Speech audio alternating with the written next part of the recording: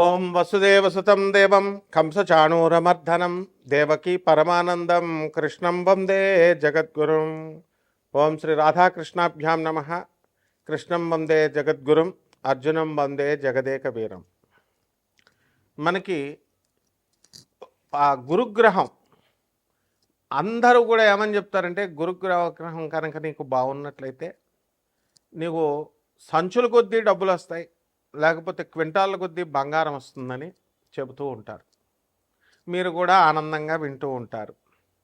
కానీ గురుగ్రహము ఏ విధమైనటువంటి సంపదలని కూడా మీరు కోరుకున్న రేంజ్లో ఇవ్వదు. మీ నాన్న మీకు ఆస్తి ఇస్తాడు, ఎప్పుడు ఆయన చచ్చిపోయేటప్పుడు ఇస్తాడు. ఆయన బ్రతికుండగా చిన్నప్పుడు నీకు ఒక 100 రూపాయలు, మహా అయితే ఒక 500 డైలీ ఖర్చులకు ఇస్తాడు. ఆ విధంగా గురుగ్రహం ఏం చేస్తుందంటే ముందు నీకు బుద్ధి బలాన్ని ఇస్తుంది. అంతే తప్ప ఇట్లా సొల్లు కబుర్లు చెప్పేటటువంటి పండితులు అవనియండి, సొల్లు కబుర్లు చెప్పేటటువంటి జ్యోతిష్కులు అవనియండి, వీళ్ళని ఎట్టి పరిస్థితుల్లో వీళ్ళని రాహు కబళించినప్పుడు, కలిపురుషుడు దూరేసినప్పుడు అవతల వాళ్ళని ప్రలోభ పెట్టడానికి చెప్తూ ఉంటారు. ఇది గురువు యొక్క పని కాదు. వాళ్ళకే ఫస్ట్ గురువు అనుగ్రహం లేదంటూ ఇలా చెప్తున్నటువంటి వాళ్ళు, అటువంటి వాళ్ళ మాటలు వింటే మీకేమొస్తుంది అనుగ్రహం? కాబట్టి మన దేవతల గురువు అయినటువంటి బృహస్పతి ఎప్పుడూ కూడా మీకు చక్కటి ఆలోచన విధానాన్ని, నిజాయితీని, ఆ తర్వాత చక్కగా మీరు రుజుమార్గంలో వెళ్ళేటటువంటి విధానాన్ని ఇస్తారు. ఇప్పుడు మంగళికి డబ్బులు ఇచ్చారంటూ మంగళిని బ్యాడ్ పాపులర్ చేశారు. ఆమె తీసుకుందో లేదో తర్వాత సంగతి, ఆమె ప్రమేయం ఉందో లేదో తర్వాత సంగతి. ఆమె పేరు చెప్పి మరి డబల్ మీకు డబ్బులు వస్తాయి, సిమెంట్ ఫ్యాక్టరీ కడుతుంది, పబ్బు పెడుతుంది అన్నప్పుడు మీకు బుద్ధి ఉండాలిగా. నేను సిమెంట్ ఫ్యాక్టరీ అంటే అంత ఈజీయా పెట్టడం? అందువలన భూపతి రాజు వెంకటపతి రాజు డాక్టర్ బివి రాజు గారు పెట్టారు రాశి సిమెంట్, విష్ణు సిమెంట్. విష్ణువర్ధన్ రాజు వాళ్ళ కొడుకు నడుపుతున్నాడు ఇప్పుడు భీమవరంలో. ఆయన ఎంత కష్టాలు పెడితే అది పెట్టారో నేను దగ్గరుండి ఆయన్ని చూశాను. డాక్టర్ బివి రాజు కాలేజెస్కి మేము వెళ్తూ ఉంటాం. అలాగే మా తాతయ్య గారు డాక్టర్ ముల్లపూడి హరిశ్చంద్ర ప్రసాద్ గారు ఆంధ్ర షుగర్ ఫ్యాక్టరీ పెట్టడం ఎంత కష్టం? అంత ఈజీనా? లైసెన్సులు రావడానికి ఢిల్లీ నుంచి కళ్ళంట నీళ్లు పెట్టుకొని, అరే నా బామ్మరిది బోళబుల్ రామే మాట విన్నాను, నేను విని అనవసరంగా ఈ ఇండస్ట్రీ రూట్లోకి దిగానేమో, నా పొలాలు నేను చూసుకోక అని ఆయన ఎంత ఇదయ్యారో మాకు తెలుసు. కాబట్టి మరి మీరంతా దురాశకి ఇస్తారు డబ్బులు. దీన్ని రాహు యొక్క ఎఫెక్ట్. అది ఒక పనికిమాలిన జ్యోతిష్కుడు సంచుల కొద్దీ డబ్బులు వస్తాయి, సంచులు కట్ల కొద్దీ బంగారం వస్తుందంటే ఎలా నమ్ముతున్నారా మీరు? కష్టపడాలి, బాగా చదవాలి, మీ అమ్మ చెప్పిన మాట వినాలి. మీ నాన్న నేను పడ్డ కష్టాలు నువ్వు పడకూడదురా అని చెప్పేసి పాపం నేను బిజినెస్లో చిన్న చిన్న అబద్ధాలు, చిన్న చిన్న మోసాలు చేసి నేను కుటుంబ పోషణ చేయాల్సిన దుస్థితి. మా నాన్న మాట నేను వినకపోవడం వల్ల నాకు ఈ పరిస్థితి వచ్చింది. నువ్వు ఆ పరిస్థితి తెచ్చుకోక నాయన, చదువుకోరా బాబు అని చెప్తాడు. అంతేకాని నువ్వు వేసుకొచ్చాయి, బ్యాంకులు దోపిడీ చేసుకొచ్చాయి, ఈ దొంగిలించుకొచ్చాయి అని ఏ తండ్రి చెప్పాడు. కాబట్టి ఇదంతా కూడా ఆ గురువు పక్కన రాహుగాళ్ళు ఇలాంటి వాళ్ళు ఉంటారన్నమాట. వాళ్ళే ఈ కపట జ్యోతిష్కులు, కపట గురువులు అన్నమాట. ఎవరైనా సరే స్వామి వివేకానంద అది ఫాలో అవుతారా? స్వామి వివేకానంద ఎప్పుడైనా ఇలా చెప్పాడా మీకు? రామకృష్ణ పరమహంస, స్వామి వివేకానంద, ప్రభాత్ రంజన్ సర్కార్, ఆ తర్వాత చక్కగా మన ఆదిశంకరాచార్యుల వారు, రామానుజాచార్యుల వారు, రమణ మహర్షుల వారు ఎప్పుడన్నా ఇలా చెప్పారా? మరి ఇప్పుడున్న స్వామీజీలు నా దగ్గరికి వచ్చేయి, పూజ చేసుకో, కోట్లు వచ్చేస్తాయి, గోశాల పెట్టా, నీకు మోక్షం డైరెక్ట్ ఇచ్చేస్తా, ఈ ప్రవచనకారులు ఇలా చెప్పేటటువంటి వాళ్ళు. లేకపోతే గోశాల అంటాడు ఒకడేమో గుళ్ళు కట్టానంటాడు, ఒకడు కాశీలో పెట్టానంటాడు. ఉన్న స్వామి వివేకానంద అనాథ శరణాలయాల్లో, ఈ యొక్క ఆర్ఫనేజెస్లో, ఓల్డేజ్ హోమ్లకు మీరు ఇవ్వచ్చు కదా. ఉన్న వాటికి ఇవ్వరు వీళ్ళు కొత్తగా పెడతారు వీళ్ళ బ్రాండ్తో, పనికి మాలిన వాళ్ళు. కాబట్టి స్వామి వివేకానంద ఇటువంటి జగద్గురువుల యొక్క ఆశీస్సులను తీసుకొస్తుందన్నమాట ఈ గురుగ్రహం. కాబట్టి మనకి కోటాను కోట్లు కావాలి, దురాశతో వెళ్ళేటటువంటి వాడు ఎప్పుడూ బాగుపడ్డు. రజనీకాంత్ ఏ సినిమాలో చెప్తాడు? నరసింహ, నీది గాంధీ నీ దగ్గరికి రాదు, నీదైంది నిన్ను వదిలి ఎప్పటికీ పోదు. నువ్వు ప్రయత్నించకపోయినా నీ దగ్గరికే వస్తుంది. ఇది సిద్ధాంతం నరసింహ. కాబట్టి చక్కగా ఆ గురుగ్రహం మనకి 19వ తారీఖు ఏప్రిల్ నెలలో స్వక్షేత్రగతుడు అవుతున్నాడు శుక్రగ్రహం.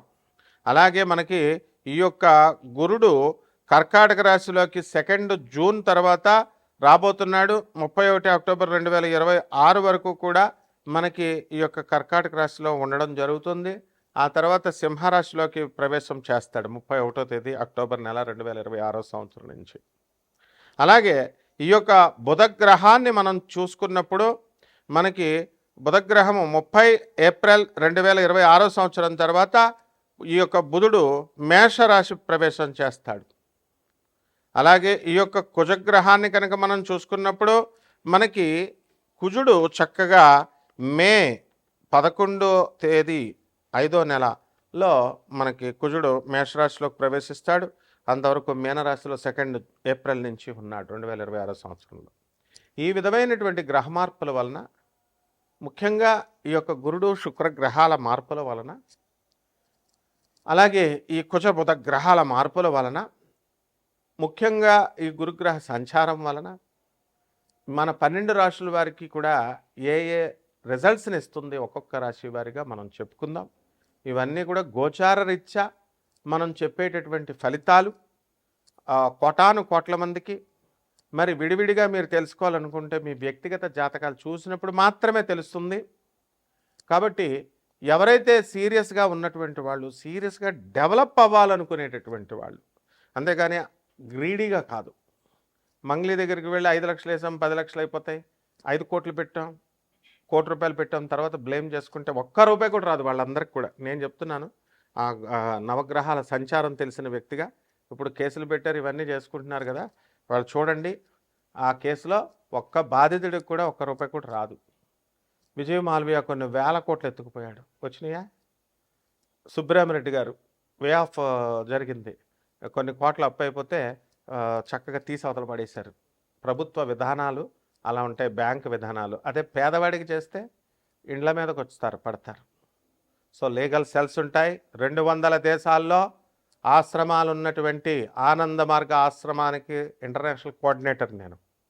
సిబిఐ కొల్యూడ్ అయ్యి కొంతమంది కపట ఆర్జీ శ్రీవాత్సవ ఐజీ కొల్యూడ్ అయ్యి కరప్ట్ అయ్యి ఆనాటి ఇందిరాగాంధీ 19 ఎమర్జెన్సీ సమయంలో మా గురువు గారిని సిబిఐ అరెస్ట్ చేసినప్పుడు అతను పాయిజన్ ఇచ్చారు, మామూలు మనిషి అనుకొని విషం తాగాడు, విషం ఇచ్చారు. బ్రతికిన తర్వాత బెత్తరపోయారు. బెత్తరపోయిన తర్వాత ఆయన సాక్షాత్తు శివసంభూతుడని తెలుసుకొని అదే ఐజీ శ్రీవాత్సవ ఆయన పాదాల మీద పడి క్షమాపణకి ఈ రోజున మాకు ఆనంద్ నగర్ జార్ఖండ్లో Singhbhum first landscape on the earth అని అక్కడ ఆయన సన్యాస దీక్ష తీసుకున్నాడు మా గురుగారి దగ్గర. ఇప్పుడు కూడా సర్వ్ చేసుకుంటున్నాడు. సో సింగభూమి జార్ఖండే first landscape on the earth అని geological survey of India geological evidences ఉండగా, అలాగే ఎన్జిఆర్ఐ ఇవన్నీ కూడా సెంట్రల్ గవర్నమెంట్ ఎవిడెన్సెస్ ఉండగా బుద్ధి లేదా ప్రవచనకారులకి? బుద్ధి లేదా మీకు అందరికీ చెప్పేటటువంటి వాళ్ళు యూట్యూబ్కి మైథలాజికల్ స్టోరీ లాగా చెప్తారు.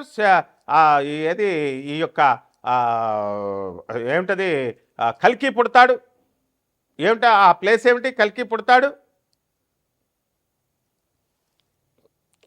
శంబాలా నగరం, రిపీట్, కల్కి పుడతాడు అది శంబాలా నగరం అని ఒక మైథలాజికల్ స్టోరీ లాగా అదేదో ఎక్కడో ఉంటుంది, అది హిమాలయ పర్వతాల తర్వాత ఎక్కడో ఉంటుంది, మానవులు వెళ్ళలేరు. ఏంటి సొల్లు కబుర్లు చెప్పాను నేను. First landscape on the earth Singhbhum, refer చేసుకోండి గూగుల్. జార్ఖండ్ ఇండియా, అది భూభాగం అని చెప్పి జియోలాజికల్ ఎవిడెన్సెస్ చెప్తుంటే మళ్ళీ మీరు ఇది చేస్తున్నారు. ఏం do you want me to file the cases against all such YouTubers? ఎందుకు చరిత్రను మారుస్తున్నారు మీరు? అలాగే రాముడు అయోధ్యలోనే పుట్టాడు, మైథలాజికల్ స్టోరీ రామాయణం కావ్యం అని చెప్పడానికి మీకు ఎవరిచ్చారు అధికారం? మరి పని పట్టలేక అయోధ్యలో రామాలయం కట్టారు, పని పట్టలేక భక్తులందరూ రాముల వారి దగ్గరికి వెళ్తున్నారు. అలాగే మధురాలో కృష్ణుడు పుట్టాడు, దట్స్ ఆల్. మళ్ళీ కృష్ణుడు మైథలాజికల్ స్టోరీ భాగవతం అబద్ధం, భగవద్గీత అబద్ధం అంటూ కొంతమంది యూట్యూబర్లు రా మీరంతా. యూట్యూబర్లు మీరు ఉపాసకులు అవుతారా? మీరు భక్తులు అవుతారా? స్వామి వివేకానంద శిష్యులా మీరు? గురు పరంపర నుంచి వచ్చినటువంటి వాడిని నేను చెప్తున్నాను. రాముడు గురువు, రాముడు అయోధ్యలోనే పుట్టాడు, అదే సాకేతం. మధురలో కృష్ణుడు పుట్టాడు, అదే గోలోకం. రామాయణం అనేటటువంటిది కల్పితం కాదు, భాగవతం అనేటటువంటిది కల్పితం కాదు, కురుక్షేత్రం అనేటటువంటిది కల్పితం కాదు. యక్షిణీల గురించి మీకేం తెలుసురా? యక్షిణీల గురించి చెప్తున్నారు ఒక ఆర్గనైజ్డ్గా, ఒక గౌరవప్రదంగా. నేను చెప్పుకొస్తే వేరే ఛానల్ వాళ్ళు వేరే గొట్టంగాళ్ళని చిన్న చిన్న వాళ్ళని పెట్టి యక్షిణీలు గురించి మీకు తెలిసినట్టు చెప్తున్నారు. మీరు ఉపాసన చేయలేదంటూనే మీకేం తెలుసు అసలు? ఎందుకు? How do you degrade the Hindu goddesses? So ఇవన్నీ కూడా మీరు చెప్పడం వల్ల, ఈ దురాశాపరులైనటువంటి ఈ జనం చూడడం వల్ల ఏమవుతుందంటే ఈ యొక్క మీకు రిజల్ట్స్ రావు. గురుగ్రహం చేసేది అదే నిజమైనటువంటి జ్ఞానాన్ని చెప్పడం. గురు పరంపర అంటే ఆజ్ఞాపించాలా? గురువు ఆదేశ్ గురు దత్తాత్రేయుడు ఆదేశిస్తాడు. It is an order. ఆదిశంకరాచార్యుల ఆది గురువు ఏమంటాడు? నా గురోరధికం, నా గురోరధికం, నా గురోరధికం, ఇది శివ శాసనత. శివుడు శాసించాడు. ఇదేమన్నా రాజకీయ నాయకుళ్ళు, సీఎంలు, పిఎంలు అనుకుంటున్నారు చెప్పడానికి? దిస్ ఇస్ ఆర్డర్, గురువు ఆర్డర్. కాబట్టి ఇక నుంచి ఎటువంటి మైథలాజికల్ స్టోరీస్ లాగా ఎవరు కూడా చెప్పకూడదు. అలా కనుక చెప్పినట్లయితే తప్పకుండా లీగల్ ప్రొసీడింగ్స్కి వెళ్తాం. ఇదే గురుగ్రహం చేసేటటువంటిది. అంతేగాని బస్తాలు బస్తాలు డబ్బులు మీకు ఇచ్చేది, బస్తాలు బస్తాలు మీకు డబ్బుల్ని ఇవ్వదు. జ్ఞానాన్ని ఇస్తుంది, మంచి గురువుల్ని ఇస్తుంది, మంచి స్నేహితుల్ని ఇస్తుంది, నిజాయితీ పరులుగా ఉన్నటువంటి వాళ్ళని చేత మీకు కల్పించి యథార్థ భక్తిని, నిజభక్తిని మీకు కల్పిస్తుంది. ఇక 12 రాశుల వారికి ఒక్కొక్క రాశి వారిగా మీకు ఏమేం ఫలితాలు ఇస్తుందో ఈ వీడియోలో చూద్దాం. కుంభరాశి. ఈ కుంభరాశి వారికి అందరికీ కూడా మా సుధాకర్ రాశిది, అందువలన బ్రహ్మాండంగా కుంభరాశి వాళ్ళందరూ కూడా మరి ఎంతో వృద్ధిలోకి రావాలి మీరంతా. మా మేస్త్రి గారు రాశిది కాబట్టి ఈ యొక్క కుంభరాశి దాతృత్వం ఎక్కువగా ఉంటుంది, దైవభక్తి ఎక్కువ పెరిగిపోతుంది మీకు చక్కగా. అలాగే ఈ రాశి వారందరూ కూడా మనకి రవి చాలా ఉచ్చస్థితిలోకి వెళ్ళిపోయాడు. సోదరుల డెవలప్మెంట్, ప్రభుత్వం నుంచి మంచి సహకారం మీకు లభిస్తుంది. ఏదో ఒక direct or indirectly you will be benefited by the government మీకు సహాయం చేస్తుంది. అండ్ ప్రభుత్వ స్కీమ్స్, సబ్సిడీస్ ఇవన్నీ కూడా మీకు రావడానికి అవకాశాలు ఉన్నాయి. జన్మంలో ఉన్నటువంటి రాహుగ్రహ ప్రభావం వలన కన్ఫ్యూజన్ స్టేట్లో ఉంటారు మీరు. ఏం చేయాలో అర్థం కాదు, ఏమవుతుందో కన్ఫ్యూజన్ అనమాట. అయినప్పటికీ కూడా మీ యొక్క గురుడు 5వ ఇంట్లో ఉండి చక్కటి మంచి స్థానంలో ఉండడం వల్ల ఈ కన్ఫ్యూజన్స్కి అన్నిటిని కూడా చక్కగా ఒక అడ్డుకట్ట వేసి ఐపీఎల్ మ్యాచ్లు చూసుకుంటూ ఉంటారు రిలాక్స్డ్గా. అప్పులున్నా సరే, సమస్యలున్నా సరే, ఏమున్నా సరే. కాబట్టి అవన్నీ కూడా తీరిపోతాయి ఈ యొక్క గురుగ్రహ సంచారం వలన, గురుగ్రహ మార్పు వలన. దైవారాధన బాగా చేయండి. అలాగే రైతుల దగ్గరకు వచ్చేసరికి మరి మనకి ఆదాయాలు బాగా పెరగాలని ఉంటాయి అందరికి కూడా. రైతులు కష్టపడి పనిచేస్తారు, సంపాదన బాగా పెరుగుతుంది. అయితే ఓవరాల్గా మనం చూసుకున్నప్పుడు ధనస్థానంలో శని, కుజ, బుధ గ్రహాల ఇది కాంబినేషన్ అంత మంచి కాంబినేషన్ కాదనమాట. అందువల్ల ఒక గ్రహం డబ్బులు ఇద్దామంటే ఒక గ్రహం వెనక్కి లాగుతూ ఉంటుంది. ఇంకో గ్రహం ఏం చేస్తూ ఉంటుందంటే మీరు అనని మాటలు అన్నారని చెప్పేసి వేరే వాళ్ళకి చెప్తూ ఉంటుంది. మీరు ఒకటి చెప్తుంటే ఇంకోటి అర్థమవుతూ ఉంటుంది. ఈ విధంగా మీ పనులన్నీ కూడా పెండింగ్లో ఉండడం, ముందుకు వెళ్ళకపోవడం, మీకు మనస్తాపం కలగడం జరుగుతుంది. ఇవన్నీ ఒక ఎత్తు అయితే, ఈ యొక్క భార్యల వల్ల మిమ్మల్ని అర్థం చేసుకోలేక వాళ్ళ సొంత కవిత్వాలు చేస్తూ వాళ్ళేదో ఆత్మహత్యలు చేసేసుకోవాలని చిన్న చిన్న సమస్యలకు భయపడుతూ ఉంటే మీరు కొంచెం కన్ఫ్యూజన్లో తలడెళ్తూ ఉంటారు. కాబట్టి ఇవన్నీ కూడా గ్రహ సంచారం వల్ల జరుగుతుంది. ఈ యొక్క ఆత్మహత్యా ప్రయత్నాలు ఇవన్నీ డిసెంబర్ 5, 2026 సంవత్సరం వరకు జరుగుతూ ఉంటాయి. కాబట్టి అప్పటి వరకు కనుక మీరు భార్యలను మీరు రక్షించుకోగలిగితే మీకు ఏ ప్రాబ్లము అనేటటువంటిది ఉండదు. మీరు కూడా డిప్రెషన్ లేకుండా ఉండగలుగుతారు. భాగ్యంలో ఉన్నటువంటి కేతుగ్రహ ప్రభావం వలన మీకు చక్కగా ఈ యొక్క పితృదేవతల సహకారం మీకు లభిస్తుంది. ఎప్పుడో చచ్చిపోయిన మీ తండ్రి గారు, ఎప్పుడో చచ్చిపోయిన మీ తాత ముత్తాతలు అందరూ కూడా రహస్యంగా మీకు సహాయం చేయడం జరుగుతుంది. కాబట్టి పితృదేవత ఆశీర్వాదాల వల్ల మీకు చక్కగా పూర్వీకుల ఆస్తులు కలిసి రావడము, ఇవన్నీ పూర్వీకులు దాచిపెట్టినటువంటి ఈ యొక్క డాక్యుమెంట్స్ ఇవన్నీ కూడా బయటపడము, ఇలాంటివన్నీ కూడా ఆశ్చర్యకరంగా మీకు జరుగుతాయి. ఇక పరిహారాల దగ్గరికి వచ్చేసరికి కుంభరాశి వారికి ఏలినట్స్ జరుగుతుంది.